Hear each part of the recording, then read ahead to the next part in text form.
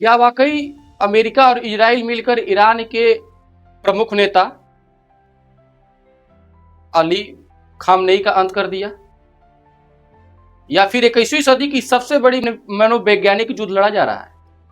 क्योंकि 28 फरवरी 2026 को सुबह में जो खबरें आई, वो खबर मानवता को शर्मसार करने वाली थी। उस खबर में अमेरिका के राष्ट्रपति डोनाल्ड ट्रंप और इजराइल के प्रधानमंत्री नेतन्याहू ने दावा किया कि हमने अब ईरान का कमर तोड़ दिया। इस खबर के जवाबी कार्रवाई में ईरान के आधिकारिक तौर पे यह पुष्टि किया जा रहा है कि नहीं, हमारा खामनेई अभी जिंदा है, हम इसका बदला अवश्य लेंगे। वो कमाल संभाले हुए। आखिर क्या है सच्चाई? क्या वाकई खामनेई मर चुका है या खामनेई जिंदा है? अमेरिका जिस प्रकार से इस युद्ध में समांतर रूप से अपना सहयोग कर रहा है, क्या ईरान के ऊपर यह भारी पड़ रहा है? क्योंकि सुबह में जो मिसाइलें दागी गई ईरान के ऊपर, उसमें करीब 30 अधिकारी मौजूद थे। अमेरिका को इस प्रकार की सूचना कैसे प्राप्त हुई कि उस बंद कमरे में बैठकर ईरान के तमाम नेतागण या वहां के सैन्य अधिकारी मीटिंग कर रहे हैं, और इस सूचना को पाकर एग्जैक्ट टाइम, सही समय और सतर्कता के साथ वहां पर हमला होता है, मिसाइलें दागी जाती है और खबर आती है कि खामनेई मारा गया। अगर वाकई अली खामनेई मारे गए तो ये मानकर चलिए कि ईरान की कुछ हद तक क्षति जरूर पहुंची।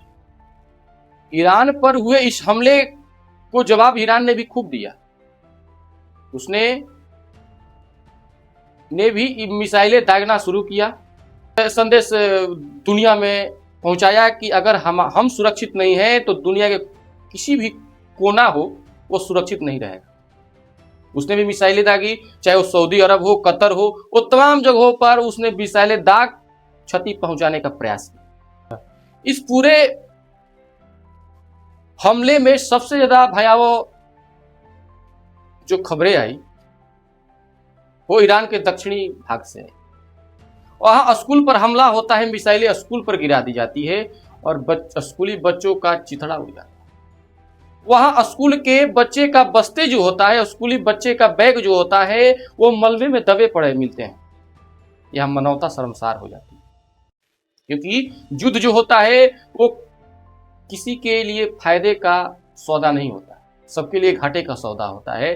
लेकिन इस युद्ध में जब उस बच्चे की तस्वीरें आई, उससे पूरी दुनिया शर्मसार, पूरी मानवता शर्मसार है। ये खबरें पूरे मानव को झकझोर देने वाली खबर है।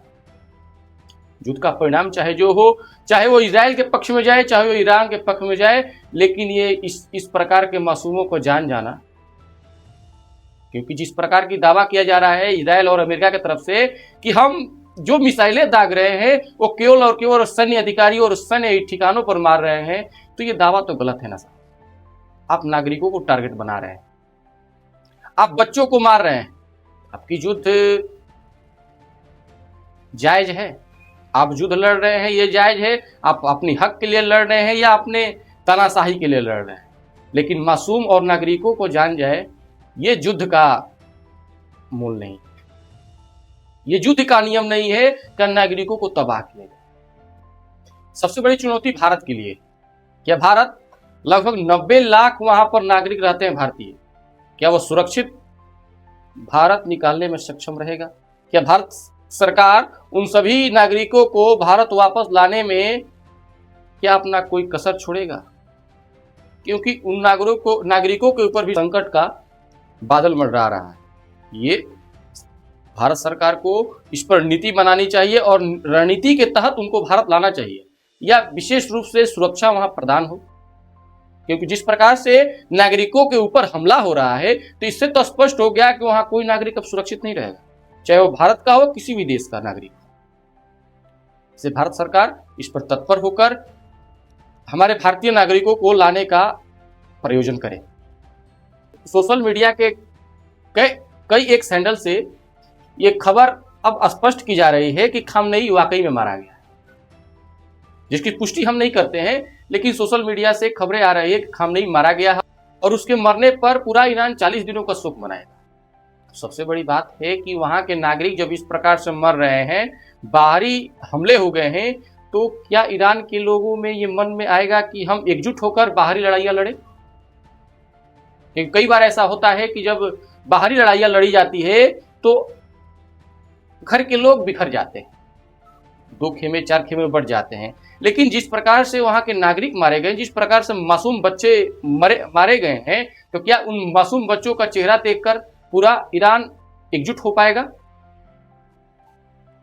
तमाम तरह के सवाल हैं। अभी सवाल काफी अधूरे हैं, क्योंकि जब तक वहां से परिणाम नहीं आ जाता है उस युद्ध का, जब तक युद्ध विराम नहीं लग जाता युद्ध पे, तब तक सवाल आते रहेंगे। और मैं भी आप सभी के बीच समय समय पर आकर इस सवालों का जवाब देने का प्रयास करता रहूंगा। अभी तक तो यही हुआ है कि वहां पर लगभग 25 से 28 अधिकारी मारे गए हैं, जिसमें ईरान के प्रधानमंत्री अली खामनेई भी मारे गए। अभी युद्ध विराम नहीं हुआ है, युद्ध का अवतार जो है पूरे चरम सीमा पर है, और इसमें चीन और रूस खामोश है।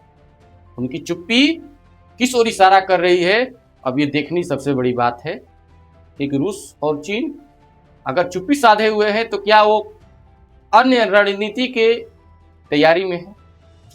क्या उनके मन में विचार अलग चल रहे हैं? क्या वो भी आने वाले समय में, आने वाले पलों में वो भी इस युद्ध का हिस्सा बनेंगे? खैर, इस युद्ध का परिणाम चाहे जो भी हो, हम तब तक के लिए इस युद्ध में शब्दों का विराम देते हैं और आगे आप सभी के बीच में पहुंचाता रहूंगा। धन्यवाद।